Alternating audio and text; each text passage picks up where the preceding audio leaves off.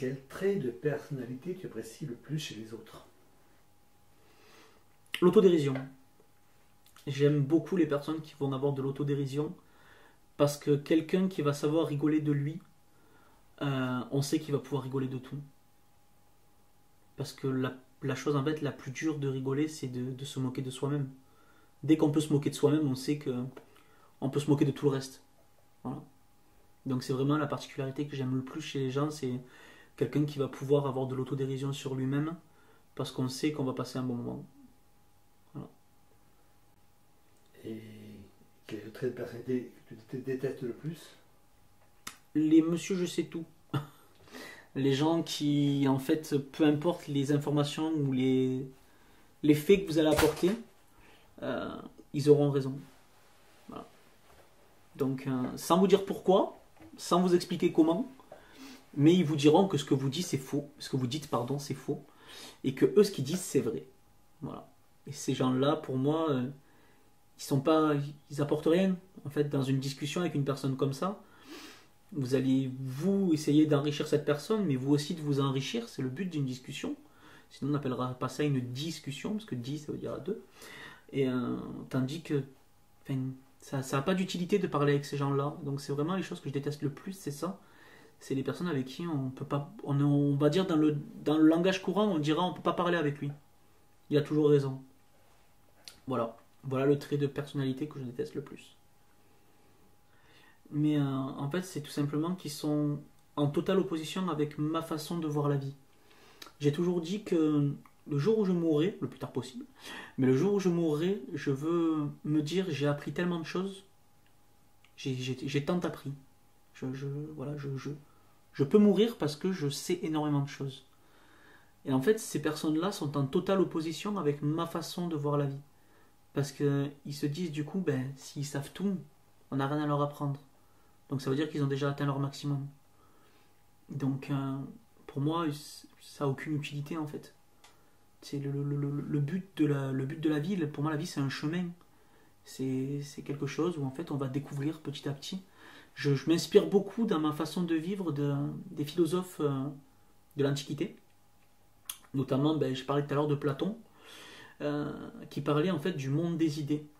Et en fait, dans son monde des idées, il disait qu'en gros, avant de vivre, avant d'arriver sur Terre, notre âme était dans le monde des idées, où en fait on connaissait tout. Et on venait sur Terre au cours de notre vie pour retrouver toutes ces choses. Donc pour redécouvrir en fait toutes les choses que notre âme connaît, mais qu'on a oubliées. Voilà. Et pour moi, c'est une manière d'aborder la vie qui est exceptionnelle. Parce que ben, du coup, on va passer toute notre vie à découvrir des choses et à leur donner en fait, à donner de l'importance à chaque chose qu'on va voir. Chaque petit mouvement qu'on va apprendre à faire, chaque petit geste qu'on va découvrir, chaque fleur qu'on va voir chaque mot qu'on va apprendre, chaque moment. Et c'est pour ça en fait que les monsieur je sais tout, du coup, j'ai autant de mal avec eux parce que ben, je me dis si toi tu sais tout en fait, qu'est-ce que tu fais là? Et pour quel défaut tu as le plus d'indulgence? L'ignorance. Parce que l'ignorance en fait c'est juste qu'on on vous a pas apporté la connaissance qu'il fallait. Et on est ignorant. Hein. Enfin, quand on arrive dans le monde, on ne sait pas parler, on ne sait pas marcher, on ne sait pas manger, voilà. Donc c'est vraiment le défaut avec lequel j'ai le plus d'indulgence. Parce que je me dis que quelqu'un d'ignorant, s'il veut, il peut ne pas le rester. Tandis que, à la différence, alors que pourtant c'est un mot qui est souvent cité comme un synonyme d'ignorant, mais qui pour moi n'a aucun rapport. Quelqu'un qui est con, il restera con. Comment tu décrirais ta façon de communiquer avec tes proches? Je dirais qu'elle est saine. J'ai pas vraiment de problème à communiquer avec eux. La seule différence, c'est que je suis quelqu'un qui n'aime pas le conflit. Donc je vais énormément réfléchir aux mots que je vais employer justement et à comment je vais les utiliser. Donc je peux, avant de discuter avec quelqu'un, si j'ai un sujet assez sensible ou assez sérieux, je pense que je peux me faire une centaine de fois la conversation de manière différente dans ma tête avant de dire la première phrase. Qu'est-ce que tu attends d'une relation amicale? De l'entraide, de la bienveillance, des moments de joie, surtout ça. c'est les trois en fait principaux. Euh, Mes relations amicales, j'en ai eu énormément dans ma vie.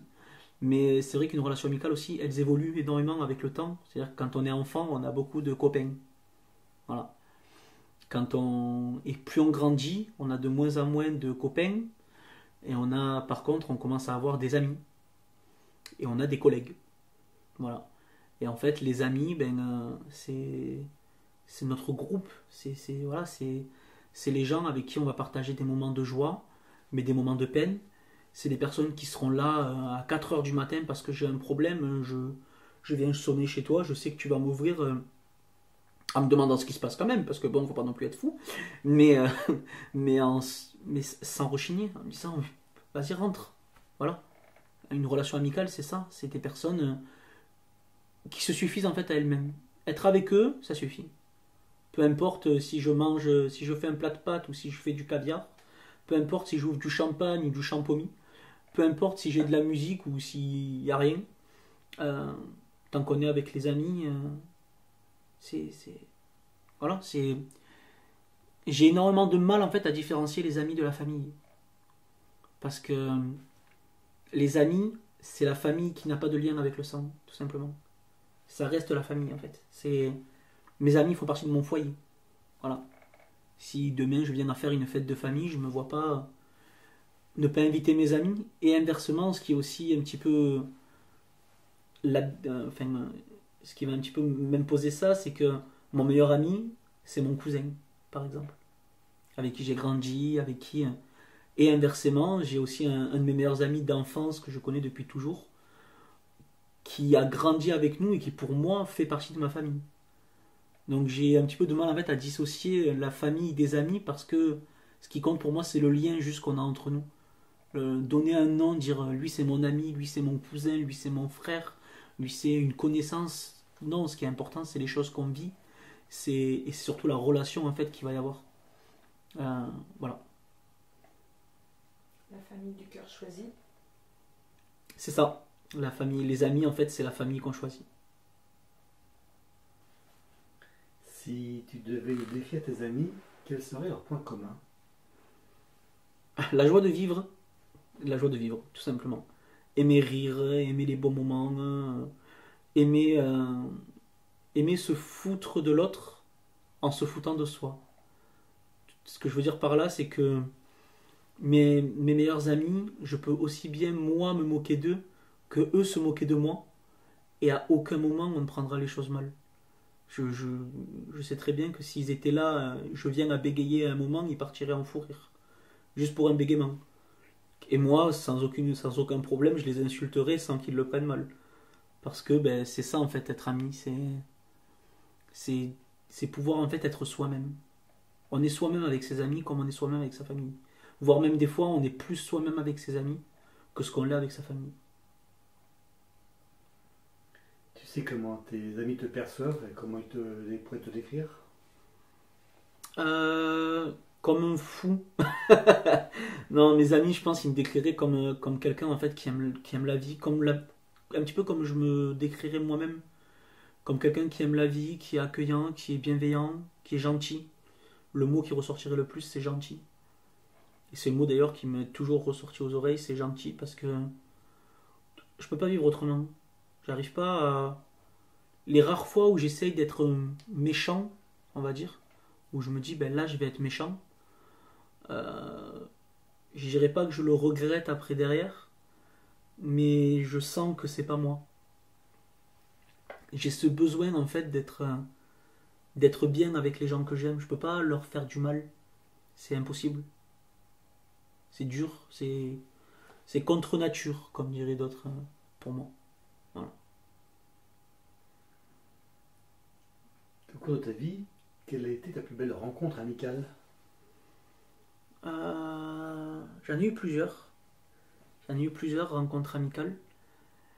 C'est en fait toutes les personnes que j'ai croisées, comme je disais tout à l'heure, m'ont apporté quelque chose. Et toujours bizarrement au moment où j'en avais besoin. Après, il y en a qui durent depuis plus longtemps que d'autres. J'ai eu mes amis de lycée, par exemple, où on a gardé contact sans se voir souvent, mais où on garde contact. Et j'ai mon meilleur ami que je connais depuis que j'ai 2 ans, et qui était présent à mon mariage, qui était présent au baptême de mon fils. Et voilà, mais je peux pas en fait vraiment dire une rencontre amicale parce qu'elles sont toutes exceptionnelles. Peu importe la durée, des fois ça peut être juste une rencontre amicale d'un soir, voilà, au cours d'un repas, au cours d'une soirée, comme ça peut être une rencontre amicale qui va durer toute la vie, mais elles ont toutes leur importance. Elles ont toutes en fait une valeur qui va être différente, mais qui va être aussi importante pour autant.